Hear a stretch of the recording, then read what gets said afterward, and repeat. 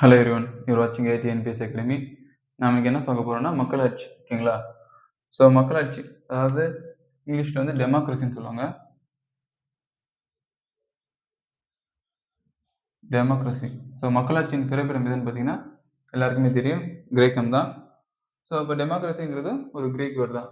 டெமோனா மக்கள், கிரேசினா ஆட்சின்னு சொல்லுவாங்க. மக்களின் ஆட்சி அப்படின்னு சொல்லுவாங்க. ஸோ மக்களாட்சி, மொத்தம் மக்களாட்சி வந்து 2 டைப் இருக்கு. ஒன்று நேரடி மக்களாட்சி, இன்னொன்று மறைமுக மக்களாட்சி அல்லது பிரதிநிதித்துவ மக்களாட்சின்னு சொல்லுவாங்க.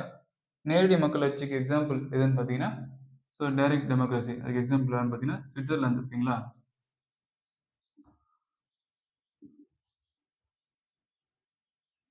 சுவிட்சர்லாந்து தான் நேரடி மக்களாட்சிக்கு உதாரணமா இருக்கு.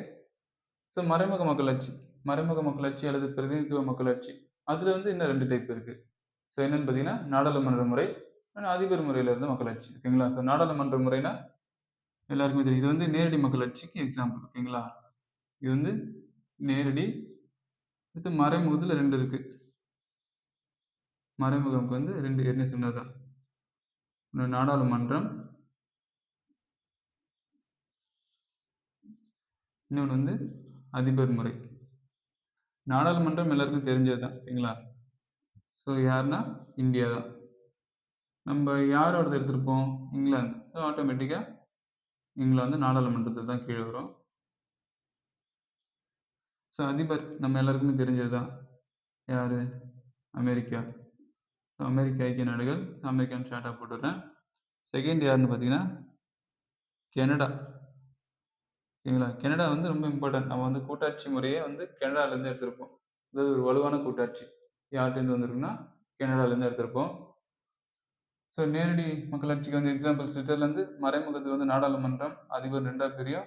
ஸோ நாடாளுமன்றம்னா இந்தியா, இங்கிலாந்து, அதிபர்னா அமெரிக்கா, கனடால வரும். ஓகேங்களா? ஸோ இதான் வந்து டெமோக்ரஸி. ஓகேங்களா? ஸோ இப்போ வந்து தேசிய, அதாவது உலக டெமோக்ரஸி டே என்னைக்குன்னு கேட்பாங்க.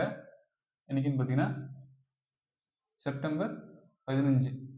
ஸோ இது என்னையிலேருந்து கொண்டாடுறாங்க, யார் அறிவிச்சாங்கன்னு பார்த்தீங்கன்னா யுஎன் நேஷன், அதாவது ஐநா தான் சொல்லும். 2007ல வந்து அறிவிச்சிருப்பாங்க. செப்டம்பர் 5 வந்து ஸோ சர்வதேச மக்களாட்சி தினம் அப்படின்னு சொல்லிட்டு. ஸோ அதே 2007ல ஐநா சபை வந்து இன்னொன்னு சொல்லியிருப்பாங்க. என்னன்னு பார்த்தீங்கன்னா அக்டோபர் 2 வந்து சர்வதேச அகிம்சை தினம் அப்படின்னு சொல்லிட்டு காந்தியை பெருமைப்படுத்துற விதமா சொல்லியிருப்பாங்க. ஸோ ஐநா வந்து 2007ல 2 ஸ்டேட்மெண்ட் கொடுப்பாங்க. ஒன்று வந்து செப்டம்பர் 5, இன்னொன்று அக்டோபர் 2. ஓகேங்களா? ஸோ இதான் வந்து டெமோக்ரஸி பத்தின ஒரு இம்பார்ட்டன்ட். ஸோ இது வந்து 2 டைப் இருக்கு. 2 டைப்ல வந்து இன்னும் 2 டைப் இருக்கு. ஸோ இது வந்து பார்த்துக்கங்க. இது வந்து செப்டம்பர் 5, இது அக்டோபர் 2. இது வந்து சர்வதேச மக்களாட்சி தினம், இது சர்வதேச அகிம்சை தினம். ஓகேங்களா? தேங்க்யூ.